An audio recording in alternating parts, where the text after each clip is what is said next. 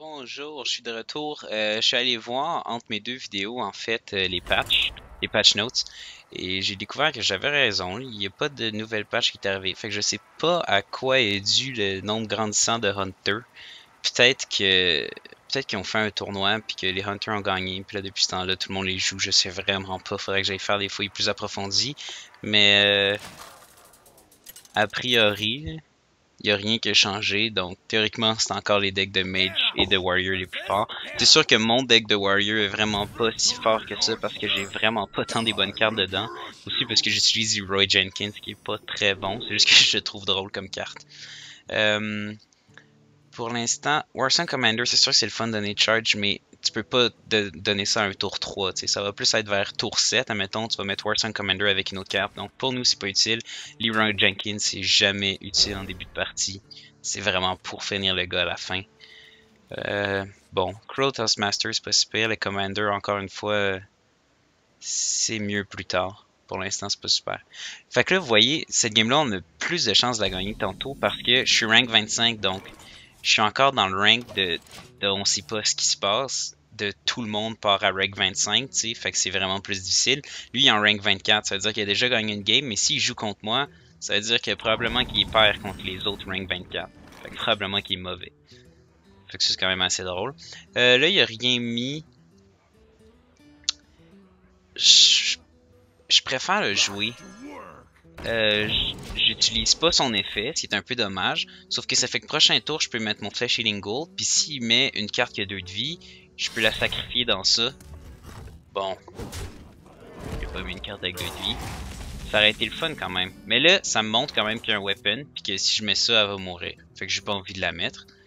J'ai pas envie de mettre aucune carte d'ailleurs en général. Parce qu'il va juste les tuer. On va espérer qu'il soit assez stupide pour gaspiller son weapon sur moi. Ça serait super.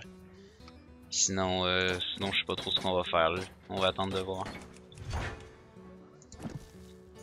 Des fois, je suis pas très gentil avec mes adversaires. J'assume souvent qu'ils sont stupides, mais c'est vrai que souvent le monde joue n'importe comment. Là.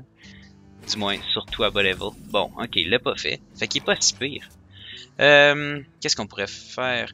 Je vais pas tout de suite enrage elle puis la tuer parce qu'elle est vraiment pas assez forte. Je pense que je vais juste aller mettre un Dark Iron Dwarf. Oh, il est obligé de donner plus de attaque? Tu me niaises? Non mais... Wow. Fait que dans le fond, je lui permets de la tuer automatiquement. Aïe aïe, c'est stupide. Ah ben oui, c'est give a minion. Je pensais que c'était un friendly minion. Oh non. Oh, c'est vraiment pas bon ça. C'est vraiment pas nice. Je suis capable de me débarrasser de ces 2 cartes? Non. Ah, c'est horrible. J'ai vraiment mal joué. Je suis vraiment déçu là. Qu'est-ce que je pourrais faire? C'est sûr que je pourrais tuer l'autre, lui il va monter à 3 puis la suicider dans sa face. Ah non, parce que j'ai même pas assez de mana. Bon. Oh non, j'ai tellement mal joué. C'est la fin. Je pense que je vais quand même faire... Je vais juste faire ça en fait. Je vais sortir lui. Je vais tuer cette carte-là. Fait que je vais monter en une 3-3. Je vais me mettre de l'armure au cas où. Il risque de juste la tuer avec son weapon, mais bon, au moins il n'y aura plus de weapon, puis je vais pouvoir sortir mon Berserker. Tantôt j'ai gardé elle parce que tantôt c'était elle ma carte la plus forte, mais en ce moment le Berserker est vraiment plus fort. Là. Fait que là il n'y a plus de weapon, fait que je peux sortir lui en toute sécurité. Ben, en toute sécurité, il faut que je tue sa 4-3 en premier, qui a rendu une 6-3.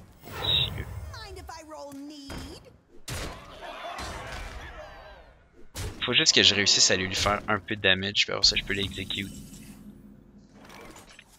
Surtout que j'ai 2 execute. Qu'est-ce que je peux faire? Je peux faire 3-3. Je peux juste pas la tuer. Mon dieu, c'est horrible. Ok, je vais faire ça. Je vais la sortir tout de suite. C'est vraiment plate parce que c'est ma carte la plus forte. Mais c'est juste pour dire que elle est là, puis c'est une menace, puis elle monte vraiment vite. Fait qu'il faut qu'il s'en débarrasse. Si on est chanceux, il va utiliser sa 4-4 pour s'en débarrasser, ça va nous faire ça de moins. Puis l'autre, la 6-3, je vais pouvoir juste taper dedans avec ma 2-3 puis la execute. On n'a pas été chanceux.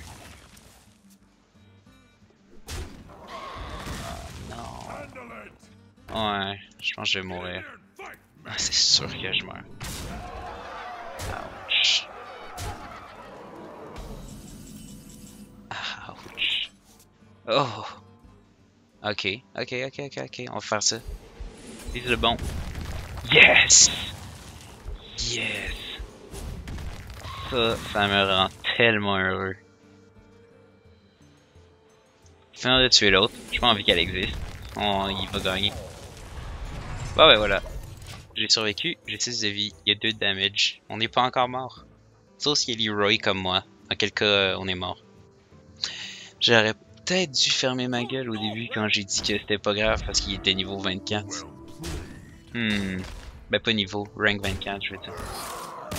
Ouais, clairement. C'est probablement juste parce que je l'ai dit. Sinon on aurait gagné.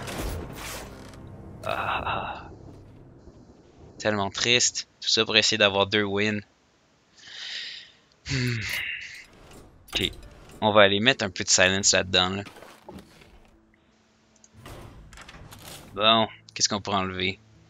C'est sûr que Leroy est pas si fort que ça, mais c'est que le combo de tu sors Leroy, t'as déjà un Berserker, puis tu fais un Whirlwind.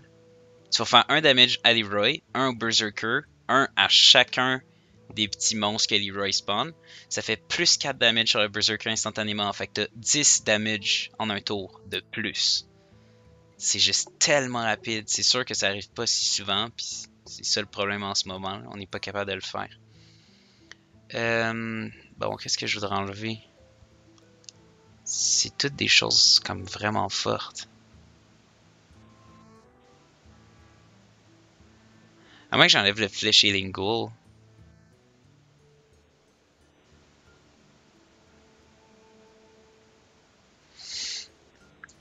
Ou que j'enlève le Weaponsmith, mais j'ai besoin du... Je pense que le Dark Iron Dwarf en fait. Mais c'est une 4-4, c'est fort. Ah, c'est tellement difficile. Ok, non, je vais enlever l'Auctioneer puis Leroy parce que Leroy est trop...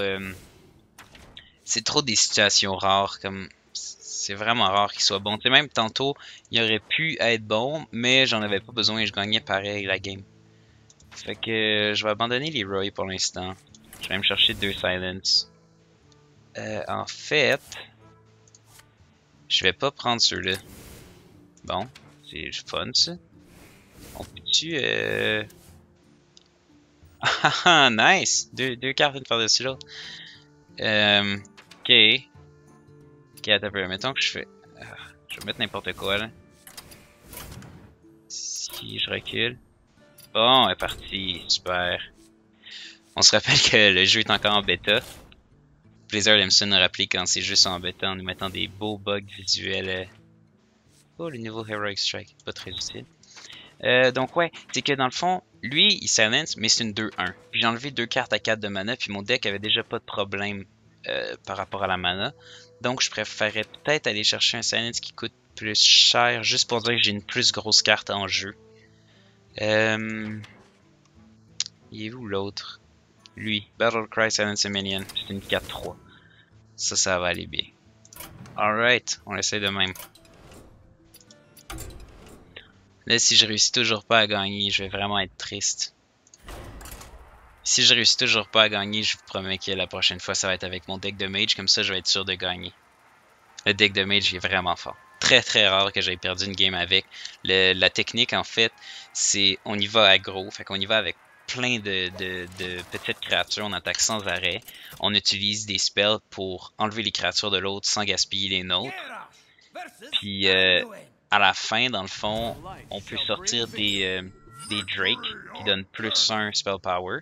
Puis après ça, on a simplement à Fireball ou Fire Blast l'autre monsieur. Puis on y fait comme de 7 à 11 damage directement comme ça. Fait que c'est juste tellement rapide. C'est comme si le gars avait 20 de vie au lieu d'en avoir 30 puis tu joues à gros. C'est tellement rapide, arrivé à la fin. Bon, ça, on va garder ça. Lui, comme on a dit tantôt, c'est mieux pour plus tard. Whirlwind. Il y a quoi, lui? Il y a Priest. Ah. Vu que j'ai Cleave, je vais pas prendre Whirlwind. Je vais espérer avoir comme une créature forte. Bon, que j'ai pas. Dommage. Là, on va voir qu'est-ce qu'il joue premier tour. Il joue rien. Je vais utiliser mon coin au premier tour pour aller chercher un weapon. Comme ça, si il joue seulement une carte prochain tour puis qu'elle est forte, je vais pas cleave, je vais juste l'attaquer puis je vais sortir moi ma 2-2 ou peut-être quelque chose d'autre que je vais piger puis comme ça fait que j'ai déjà l'avantage sur le board parce que lui il a pas de carte puis moi j'en ai. Bon, pour l'instant ça va être une personne qui va être lente. Ah, il a rien joué, c'est drôle. Je vais sortir ça tout seul d'abord. Puis je vais pas l'attaquer tout de suite. Parce que même si ça serait tentant, ça fait que s'il y a rien d'autre à jouer prochain tour, il va juste se healer 2, genre gaspiller un durability pour rien. J'ai pas vraiment envie. J'aime mieux le laisser perdre ses tours pour l'instant. À partir de quand il y a une créature et lui, là, ça devient vraiment plus intéressant de l'attaquer, surtout pour les priests. Parce que comme ça fait qu'il y a un choix à faire, puis que c'est sûr qu'il y a du damage qui va rester, il va pas juste le healer tout le temps. Ça faisait longtemps que j'avais vu un priest d'ailleurs dans des game ranked. C'est un bizarre de deck, j'ai jamais vu un priest jouer un crocodile. On va voir ce qui se passe. Là, je peux lui faire 3 plus 2. Ouais, ça risque d'être ça. Pas vraiment d'autres façons de s'en débarrasser, fait qu'on va juste la tuer de même. Là, on va voir qu'est-ce qu'il joue. J'ai encore mon cleave et mon weapon. Fait que j'ai encore théoriquement l'avantage sur le board.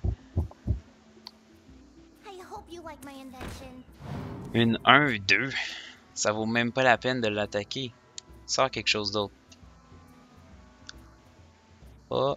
Oh. Non. Ok, mais... Oh.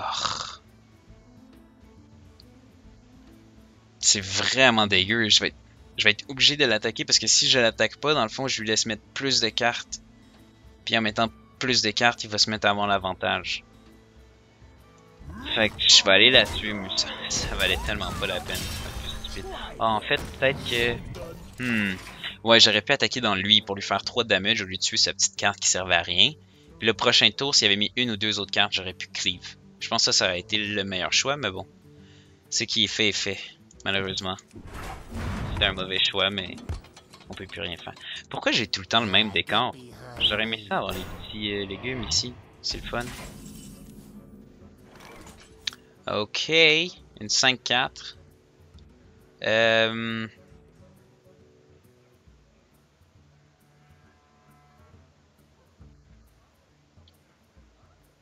C'est sûr que je l'exécute.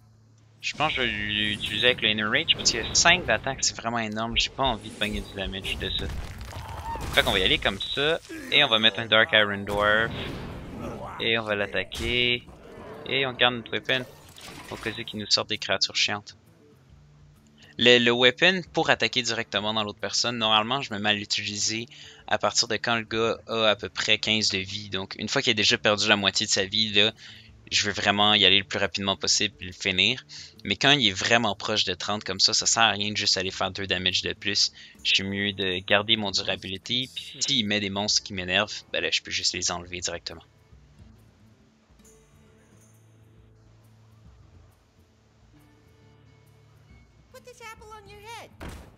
Knife Juggler, super carte. Ok. C'est un peu bizarre son affaire. Oh, ça c'est drôle. Je pourrais tellement faire ça en fait.